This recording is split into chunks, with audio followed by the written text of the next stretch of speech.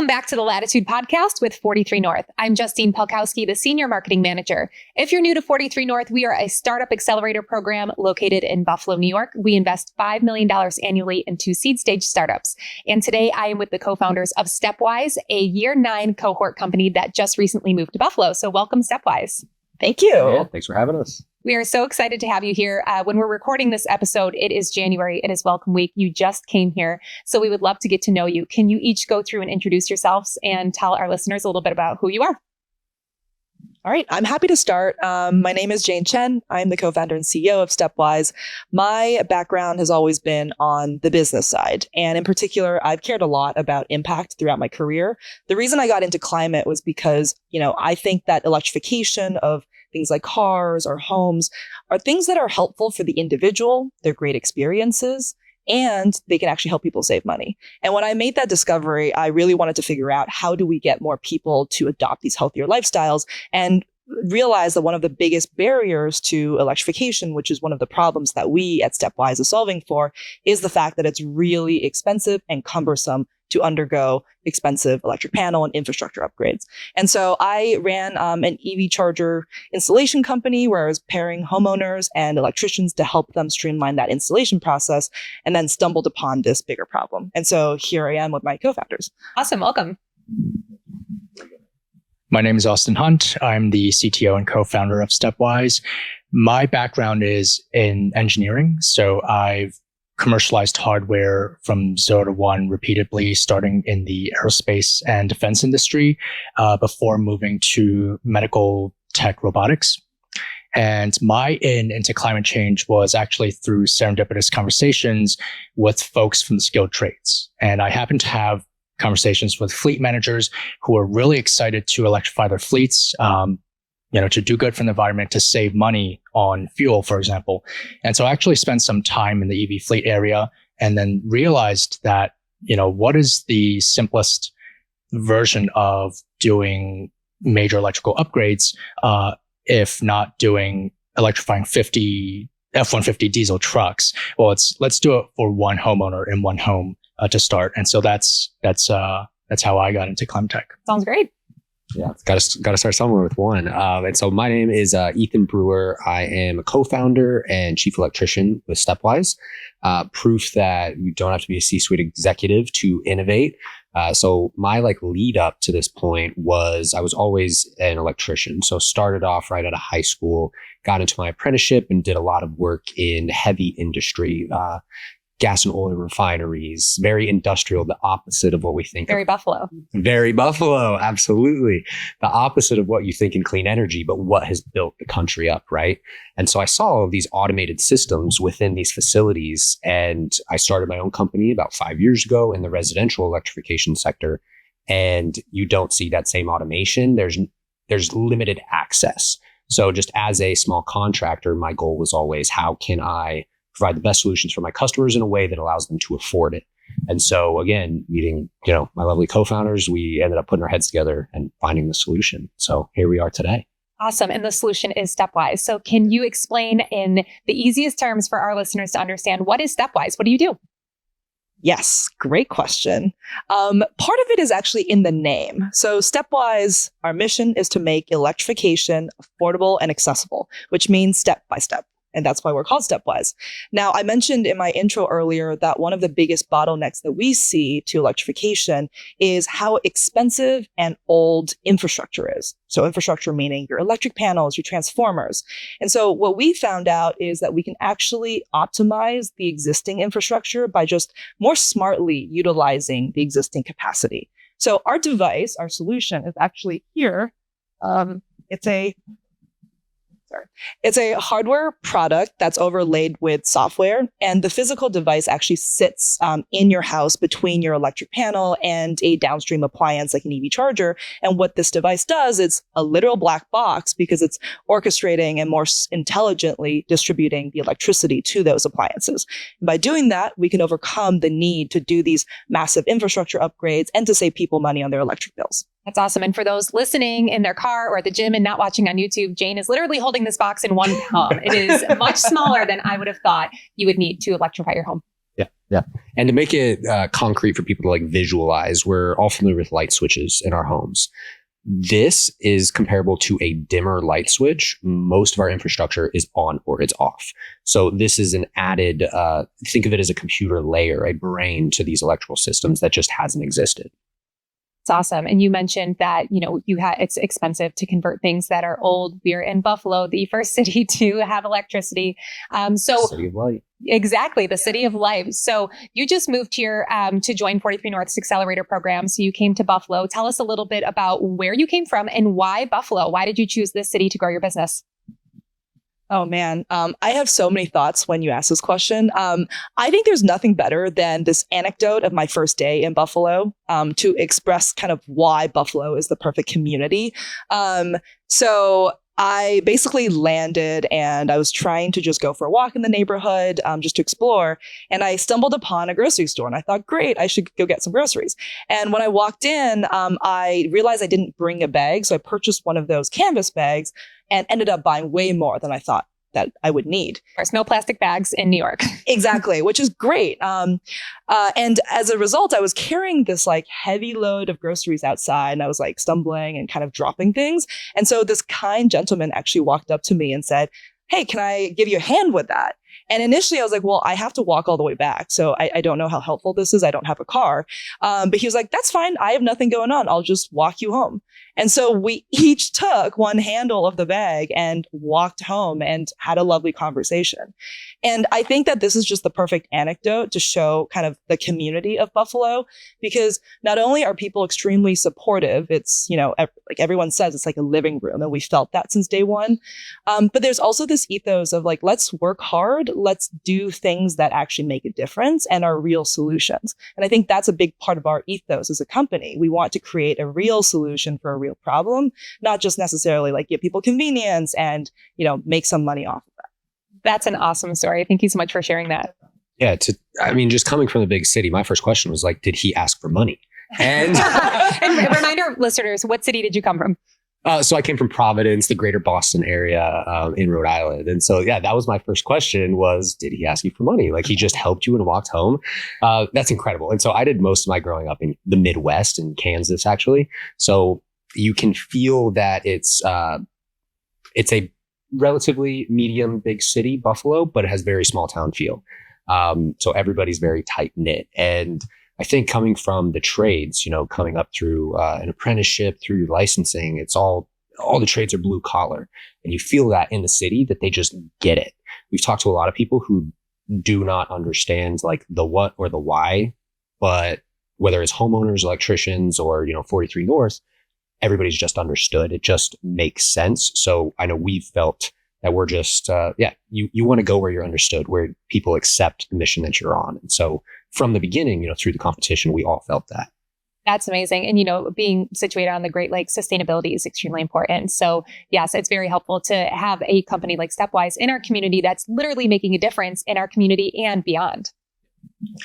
And just to wrap up the background, so I come from downstate. I'm from New York City. I grew up in a Sunset Park in Brooklyn. And I think for me, my career, as I mentioned, I've worked with so many folks in the skilled trades, whether it's, machinists, assembly people, technicians. And I would often, design the engineering and then go on the factory floor and rub shoulders with them.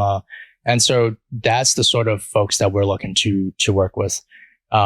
Besides that, there are just so many opportunities from the company's perspective, whether it's, partnerships, folks that we can, help out with our products, as well as, manufacturing. People have historically said that, made in USA, well, that's expensive. We actually see a really big opportunity here to, do good for the company and the community. Yeah, absolutely. And can you just explain a little bit more about the product? Are you marketing to homeowners or are you marketing to electricians? Who's your target audience? I would love to take this. And to kind of go back, like I think to some of the core of Buffalo is as a startup, so talking to founders as well, but like there's this tendency to we're raising money and we need to innovate, and you don't think about who you're innovating for, who you're designing for. So it's really important that whatever you're building, software company, hardware company, whatever, who are you building it for, and focus in on them 100%, because if they don't love it, you can shove it down people's throat and make them, spend marketing dollars and get it in front of them. But we take the approach that you have to love we have to love what we're selling, and the people installing it have to love it as well. And so to get back to your original question, our customer is really the electrician. If a homeowner calls me and is asking them to evaluate the system in their home, they're putting their trust in me. And that is where, their loved ones are sleeping. So it's different than working in this building that we're in. There's a personal connection. So it's very important for us to sell directly to that electrician so that they can do what they do. People think of us as magicians, but explain the why and the how your system works and make that customer feel safe. We feel that they need to be the arbiters of that truth. So is this a product, once you market to the electrician, is this a product that is available to anybody? Is there a certain, income range that somebody has to have? I think sometimes people think electrification and they're like, oh, but that's not for me. That's out of reach. I'm not high income. Yeah, go on that. Yeah, no, that's a great question and a common misconception. Because I think one thing to differentiate from is there's the upfront cost of installations, which typically requires an investment. And then there's the ongoing sort of operating costs of a system. And a lot of times we think about fuel. So I'm just going to use the example of an electric vehicle because it is, that appliance that everyone thinks of as being, oh my gosh, you have to be super wealthy, like the Tesla owners of the world. There's kind of like a persona associated with that, right? But in reality, there's actually quite a few studies around this and even a really cool online tool, which I'm happy to share, which shows you the different makes of electric vehicles and their total cost of ownership. So that means the cost of purchasing, installing that charger, as well as the ownership, the ongoing fuel costs. And if you are someone who drives a lot and you also, don't necessarily need the highest end devices, there's plenty of affordable EV models out there that actually comes out to be cheaper overall, so lower total cost of ownership than just any, ICE, so a combustion vehicle. And so there are lots of opportunities where depending on the model, depending on where you live and the cost of fuel, it could make a ton of sense to go electric. That's great. And I would love if you could share that so we can put it in our show notes. And Ethan, did you want to add on to that? Did you have something you were going to say? I think you covered it. That was perfect. Perfect. So obviously we just covered the fact that you moved here to Buffalo. So how did you hear about 43 North and what enticed you to apply? I'm going to give credit to CJ. It was all CJ. Did he recruit you? Yes. Yes. So we were going through the Techstars program in Los Angeles, and he reached out, and I think it was through Techstars. And initially, I was a little bit taken aback, like, oh, I've never thought about Buffalo before. And it was crazy because through the series of conversations, the 3 to 4 month process, meeting him, understanding kind of the other founders' perspectives through previous cohorts, and then some of the intros then that he made to various other business partners really convinced us that there was something viable here. So we learned about it through CJ, but he also did a great job of, really advertising Buffalo for what it is. That's excellent. For those that don't know, CJ is our director of selection. So he is certainly doing his job in selecting companies that are a great fit for 43 North and for Buffalo. Have you gone through an accelerator program before? So right before 43 North, earlier this year, we had actually gone through Techstars based in LA. And it was there that we really learned about crafting a story, crafting a good pitch, understanding, business models.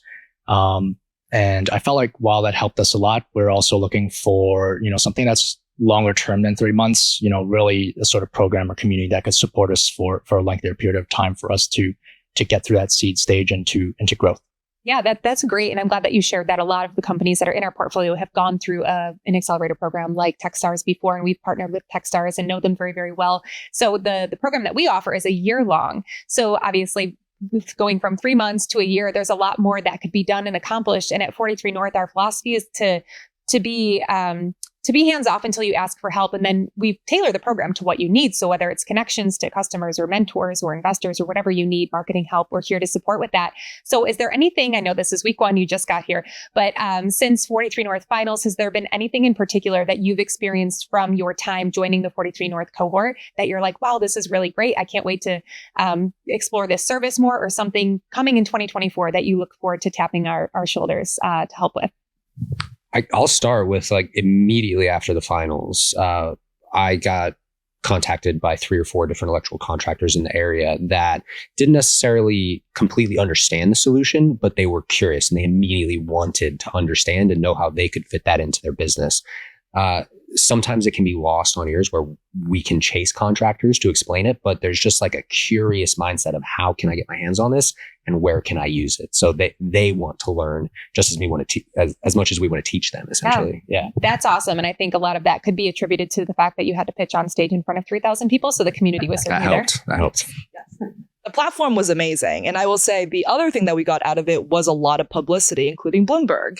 And we were fortunate enough to be invited to be interviewed on Bloomberg and to sort of spread awareness about Stepwise to the national audience. Yeah, that's a great point. I mean, you came here for final, never thinking about Buffalo. You apply to this program, you get in, now you're coming to finals to pitch and compete against other companies for the spot. Romaine from Bloomberg is there, and then you're on national TV. Is that, just talk a little bit about what that experience was like for you as a founder, to just have all of that happen in such a short period of time. Yeah. I think the biggest and most overwhelming feeling was, feeling validation. Because I think early on in many entrepreneurs' careers, you're doing something where people are like, is that the right way to spend your time? Are you sure you want to do that or, dedicate your life to that cause? And I actually felt that way for a really long time.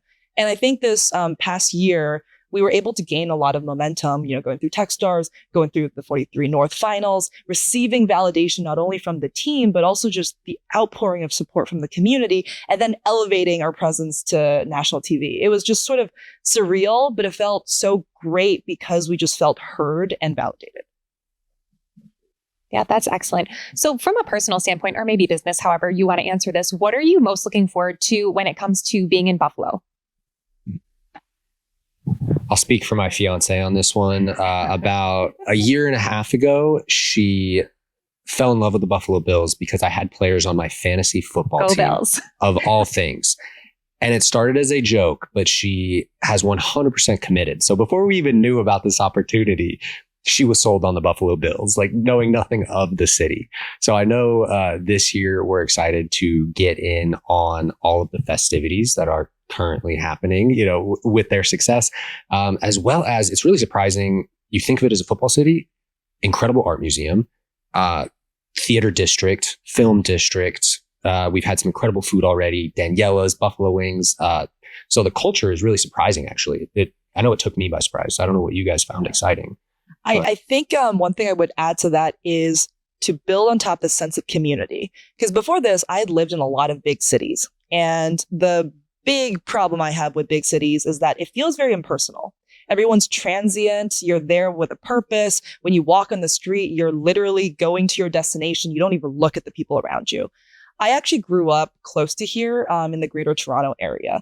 And I remember when I moved to the US and to Philadelphia, which is the first city I lived in, I was like, oh my God, people are not very nice. I apologize to Philadelphia. No offense, Philly. No offense, Philly. We love you. But when I came to Buffalo for Welcome Week, it just really felt like this community. Everyone wanted to talk to you. People would say hi on the street. I kind of felt like I was finally back home. And I'm super excited for that feeling. That's awesome. What about you, Austin? I will say it's pretty serendipitous, Jane, when you're talking about the grocery example, because just this morning, Ethan and I stopped by a coffee shop and we were having issues setting up the espresso machine that we had just purchased. And the coffee shop owner was so kind to help us out. And so she was giving us all these tips and tricks and say, hey, I actually have this solution too. You might want to try and descale this. And so long story short, she was just incredibly helpful and welcoming to us to the neighborhood. That's awesome. Do you remember the coffee shop? Give it a little shout out. Shout out Blue Mountain Coffee. Blue Mountain Coffee. That's awesome. Right. Yes. Awesome. That's a great story. Yeah.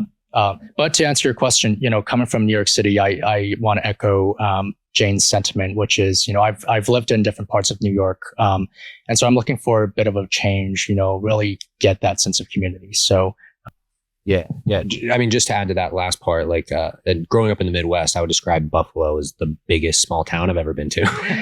I feel like a lot of people say that, or say like Buffalo has Midwest vibes a little bit. Yeah, absolutely. Some of the but same morals in all the good ways, we're here to talk about business, but we're also people. So thinking about starting a family in the next couple of years, that is something very important. Where I'm currently living, I don't know that that meets the values of a family that I want to start. So I do feel that in a big way, right? That's true. And while you may have gone through other accelerator programs, something that's different is when our founders come here and they go through our program, they bring their families, they bring their dogs, they bring their fiance, and really uproot their entire lives here. So to echo that a little bit, can you tell us about your experience moving to Buffalo, and trying to find a place to live or doctors or doggy daycare, whatever you need? How has that experience been for you? It's actually been a lot easier than I would have expected, just given the fact that I've never actually lived here and didn't have connections. But I think it was everything from looking for a house. We decided actually to get like a large hacker house because we have like physical devices. We like to be able to like build things on the fly, but also to spend a lot of time together. And for context, we're coming from, working remotely. So we're excited for that in-person experience. The 43 North team has been super helpful in making a lot of like in-person showings in our behalf. So that was easy. I was at business school before this, and one of my classmates, when he found out that I was going to be in this area, just introduced me to like every single person that he knew. And so it was just very easy to then figure out, okay, well, this is where I want to live. Here are real estate agents who could help. Here's recommendations around like fun places outside of the city. So I just felt like I could picture myself here even before I got here. That's awesome. And the pieces where it has felt a little bit chaotic, maybe stuff is coming up last minute, like showings looking at this place. Shout out Sophia, in an instant, found a realtor to come let us, see the property. So when it has gone bad, 43 North has absolutely stepped in and, made us feel taken care of, honestly. Awesome. I'm so glad to hear that. The other thing I'll add here, the homes here are beautiful. They're huge. Beautiful infrastructure. So there's a ton of history, and we're really excited to explore all that Buffalo has to offer. Yeah. It'll be a fun year, especially throughout the year as the weather gets warmer. We'll take you out and make sure that we're exploring the city as well. But one thing I do want to touch on, so it's currently January. We have no idea what's going to happen with the Buffalo Bills in their playoff game this weekend. We're hoping for a Super Bowl win, but by the time that this episode airs, it will be March, and March is Women's History Month. So I just want to ask you a little bit, Jane, what does that mean to you as a woman, as a founder, as somebody who's leading a male-dominated industry in tech? Can you just explain that a little bit and give us some of your insights? I feel like these two hear about this topic a lot because I constantly think about female representation, but beyond just females, like DEI within this industry. And we are squarely in the climate tech space where a lot of our customers are electricians. Both industries are extremely male dominant. And I think that it's just been very challenging, not from the perspective of communicating with people, because I think everyone actually is very supportive, whether it's like climate, everyone is focused on a certain cause, or as electricians who care about doing right by their customers, but rather it's finding allies or people who share similar experiences. That has been difficult because it's sometimes hard to find the right role models out there or people you want to emulate or to figure out how problems you experience can translate to other people around you. And there is definitely, at least for me, the sense of loneliness sometimes just in these very specific regards. And so as I think about Women's History Month, I think about, okay, how do we want to build our world in a way where future women have role models that they aspire to be and they can picture themselves becoming. And I think that just means, like, from at least our team's perspective, we're trying to build a diverse team. And when I say diverse, it's not just females, but of every type, right? Socioeconomic status, where you're from, maybe like where you went to school and the communities, and even your management style or the way you talk to others.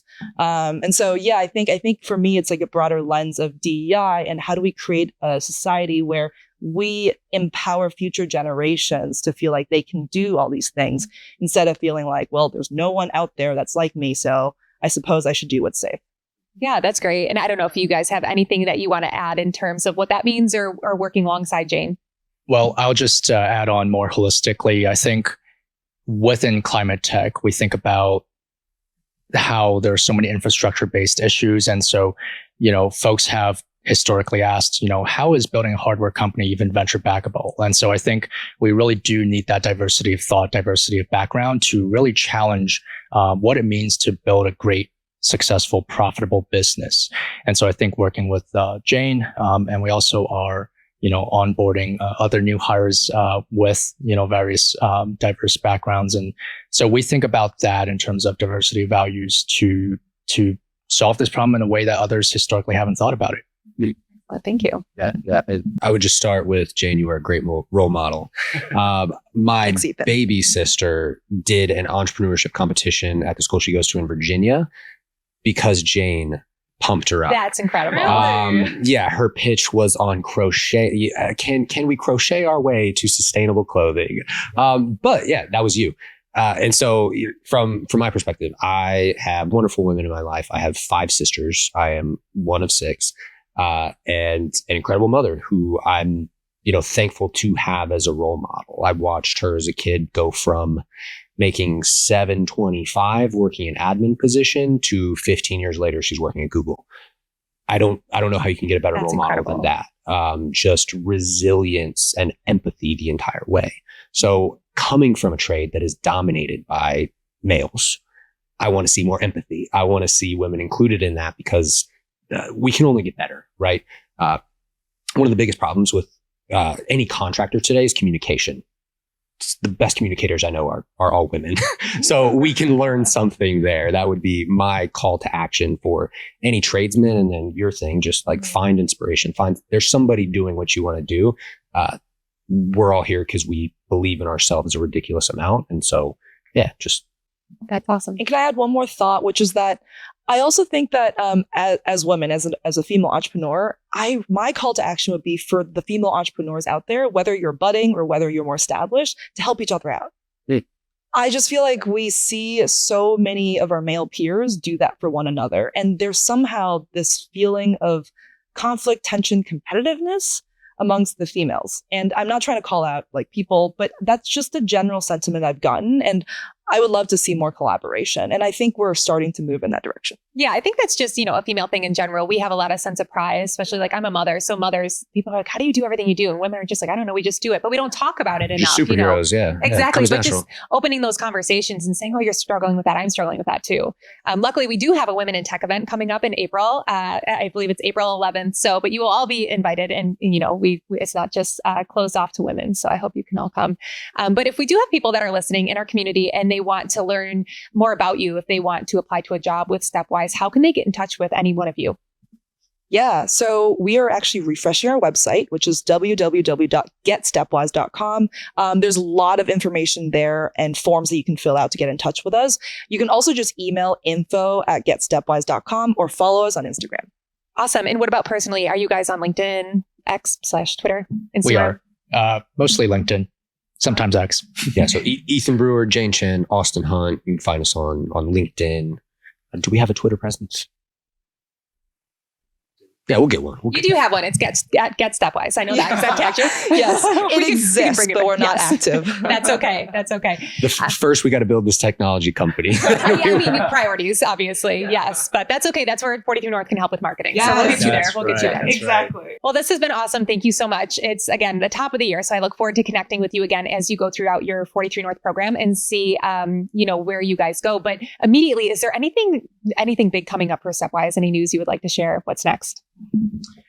Well, we are in the final stages of compliance, which is UL specifically. So once we get that, then we can start selling to you the next day. So if you guys are interested in getting a Stepwise device, contact us. That's incredible. We are launching soon. So awesome. That is so exciting. And we will be sure to shout that news from the rooftops. So hopefully it'll happen by the time this episode is out. If not, hopefully soon after. So thank you very much. It's been a pleasure.